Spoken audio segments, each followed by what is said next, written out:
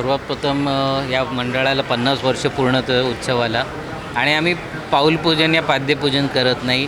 आपण मूर्ती स्थापना करूनच पूजा करतो, परंतु ज्या वास्तूमध्ये गणपती बाप्पाचं विराजमान होणार आहे त्या वास्तूचं पूजन जरुरी आहे. जिथे बाप्पा बसणार आहे ते वास्तुपूजनाचा आज कार्यक्रम पण आहे. इथून श्री गणेश उत्सवाचं सुरू करत आहोत. यावर्षी 50वे वर्ष आहे. कशा प्रकारची तयारी असणार? लोकांमध्ये उत्सुकता सुद्धा आहे गणेश भक्तांमध्ये सुद्धा. दरवर्षी सह्याद्री काहीतरी वेगळे पण जपण्याचा प्रयत्न करत असते.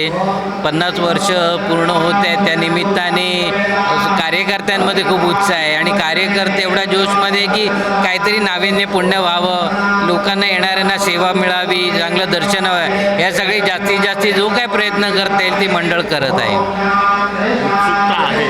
नेमकं वेगवेगळे दरवर्षीचे देखावे आणि यावर्षीचे देखावे. दरवर्षीचे देखावे आहेत ते मंदिर महल वगैरे असतातच. आपल्या अख्ख्या महाराष्ट्रामध्ये असे देखावे सगळेजण मंडळं उभे करत असतात.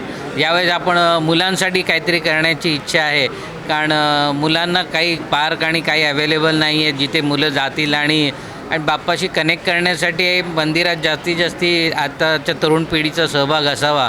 त्या अनुषंगाने आम्ही यावर्षी मुलांसाठी आणि तारुण्यासाठी जे काय देखाव उभा करता येईल त्याचा प्रयत्न करणार आहोत.